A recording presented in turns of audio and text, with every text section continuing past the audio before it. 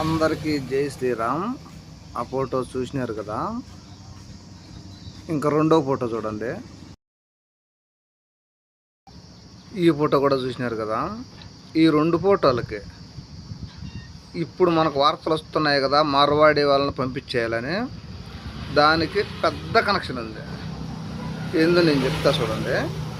ముందు ఫోటోలో చూసిన వాళ్ళు బాగా పంటలు పండించి పుష్కలంగా ఉన్న ఒక ఊరు ప్రజలు, వాళ్ళ పండించిన పంటనంతా బ్రిటిష్ వాళ్ళకు దోచిపెట్టింది కూడా మన వాళ్ళే.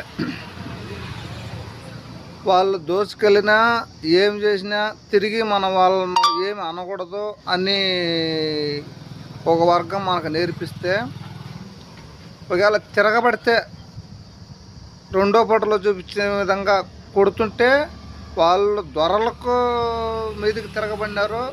వాళ్ళు చెడ్డవాళ్ళు అనే ముద్ర వేసింది కూడా మన వాళ్ళే. అంటే మన వాళ్ళ దగ్గరనే మన వాళ్ళని కొట్టించినారు, మన వాళ్ళ దగ్గరనే మన ఇండ్లన్నీ లూటి చేయించినారు. ఓ పక్క స్వతంత్రం కోసం భారతదేశం అంతా పోరాడుతుంటే రెండు వర్గాలు, ఒక వర్గమేమో అహింస అని, ఇంకొక వర్గమేమో కుల విభజన. అగ్రకుర్ణాల వాళ్ళు స్వతంత్రం వచ్చిన తర్వాత ఈ పేదవాళ్ళని మళ్ళా బానిసలుగానే చేసుకుంటారు, పేదవాళ్ళు అగ్రకులాల వాళ్ళకు సపోర్ట్ చేయొద్దు అనే విధంగా ఈ కుల రాజకీయం ఒక వర్గం చేసింది. కొందరిని పైకి ఎత్తుతారు, కొందరిని కిందికి దొక్కుతారు. వాళ్ళు పైన ఉన్న వాళ్ళు కింద ఉన్న వాళ్ళు వీళ్ళు కొట్లాడుకుంటే బ్రిటిష్ వాళ్ళు వాళ్ళ పని వాళ్ళు చేసుకుని పోయినారు. ఇప్పుడు జరుగుతుంది ఏంటంటే, ఈ విదేశీ వాళ్ళని బంగ్లాదేశ్, పాకిస్తాన్, మయన్మార్ నుంచి వచ్చిన వాళ్ళని పంపించేస్తున్నారు కదా.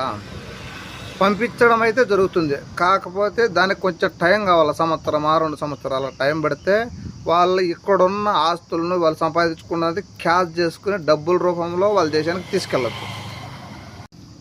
ఆ సమయం కోసం మార్వాడీలని, మన ఆంధ్రులని, తెలంగాణ వాళ్ళని, తమిళనాడు వాళ్ళని ఇట్లా విభజించి వీళ్ళకి కొట్లాట పెడితే అందరి దృష్టి ఈ కొట్లాటల మీదే పోతుంది. వాళ్ళని మర్చిపోతారు కొన్ని రోజుల్లో. ఆ దొరికిన వెసులుబాటు టైంలో వాళ్ళు మొత్తం వాళ్ళకి కావాల్సింది తీసుకొని వెళ్ళిపోతారు. అర్థమైంది అనుకుంటా నేను చెప్పింది. ఆ రోజు ఏ విధంగా స్వతంత్రం ఉద్యమంలో ఏ విధంగా అయితే చేసినారో అదే విధంగా ఇప్పుడు చేయాలని ప్లాన్ ఇది. అర్థం జాతీయవాదం మీద ఉండే వాళ్ళు అందరూ అర్థం చేసుకుంటారు. జై శ్రీరామ్.